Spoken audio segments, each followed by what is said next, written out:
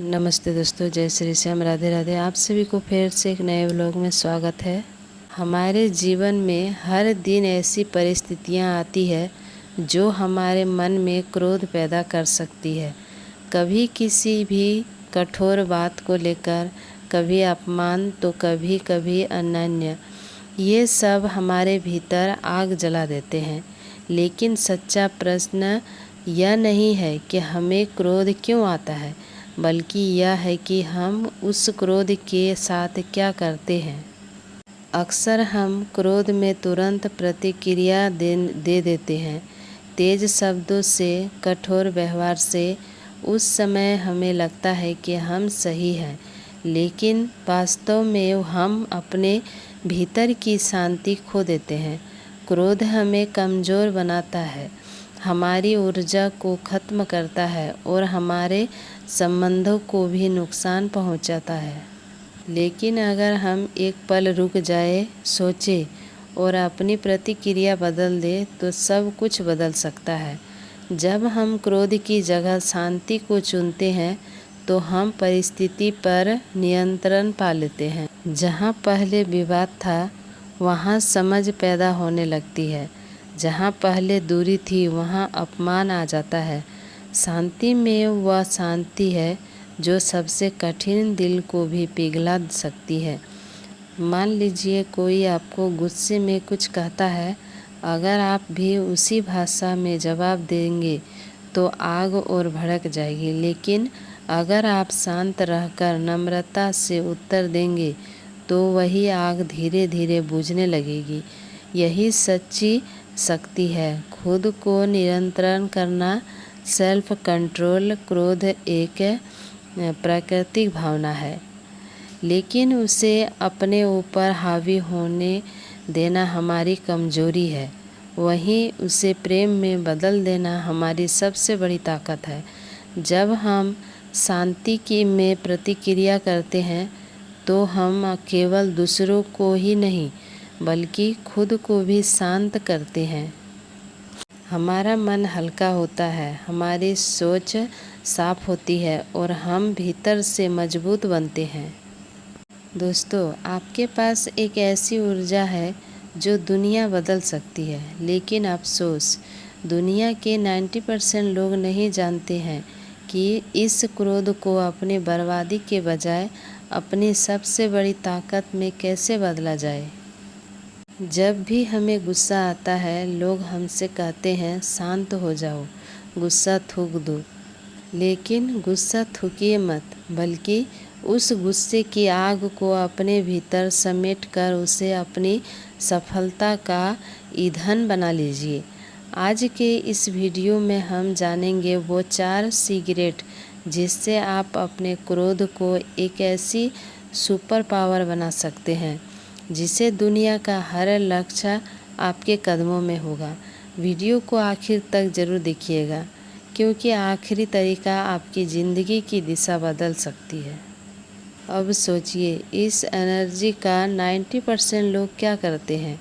वे किसी पर चिल्लाते हैं, चीज़ें तोड़ते हैं या अपशब्द बोलते हैं। नतीजा एनर्जी वेस्ट, उसका रिश्ता खत्म। लेकिन एक बुद्धिमान इंसान जानता है कि यह एनर्जी कोई अभिशाप नहीं, बल्कि एक पावर है। जब आपके भीतर यह तूफान उठे तो इसे खुद को तोड़ने में नहीं, बल्कि अपने कल को बनाने में लगाइए।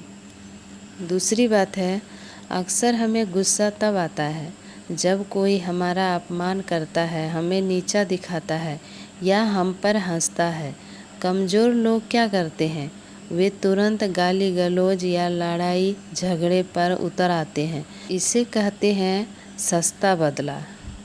लेकिन महान लोग उस गुस्से को अंदर दबाकर एक प्रतिज्ञा लेते हैं। वे सोचते हैं, आज तुमने मेरा अपमान किया है, मैं पलटकर जवाब नहीं दूंगा, लेकिन मैं खुद को इतना काबिल बनाऊंगा कि एक दिन तुम मुझसे मिलने का वक्त मांगोगे। तीसरी बात है, अब आप कहेंगे भाई बोलना आसान है, पर जब गुस्सा आता है तो दिमाग काम नहीं करता।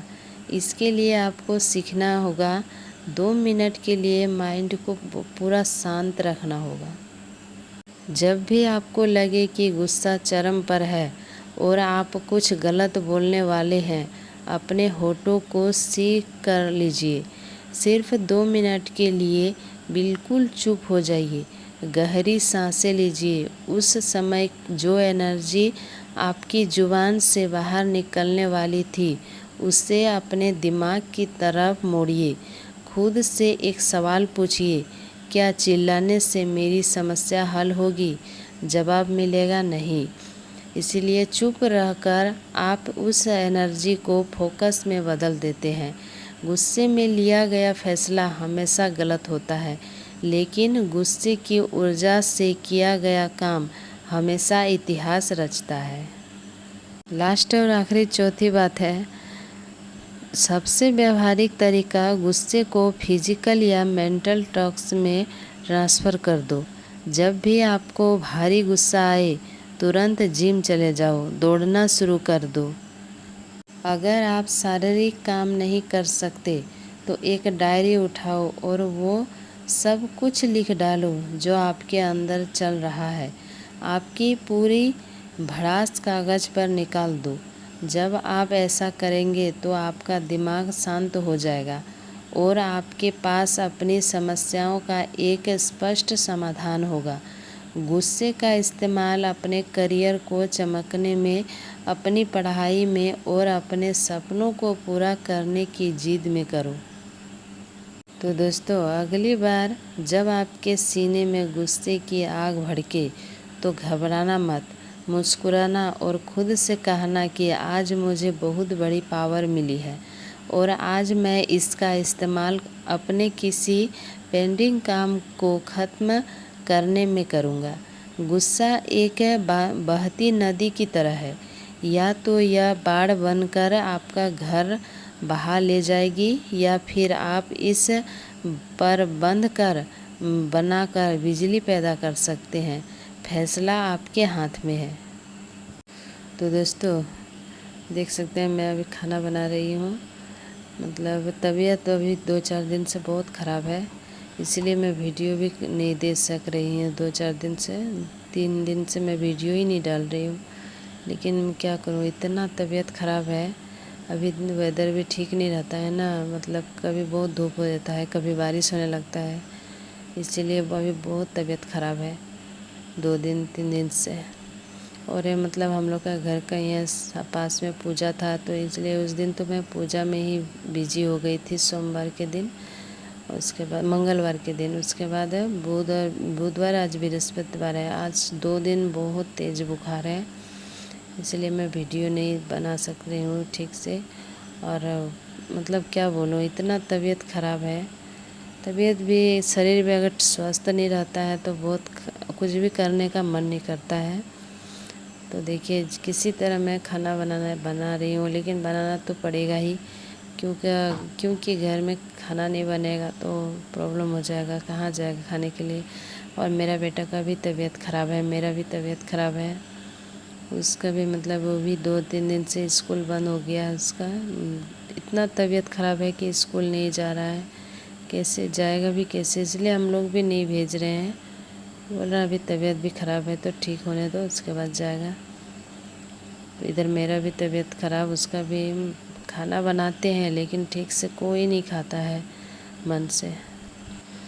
तो आज मैं बना रहे थे दाल और मीठा कोड़ा था, उसका जो वही सब्ज़ी बना रहे हैं, और बैगन और करेला वो भाजी, मतलब फ्राई किए हैं, भाजी बनाए हैं, और इधर दाल सब्जी, इसी से आज खाने होगा।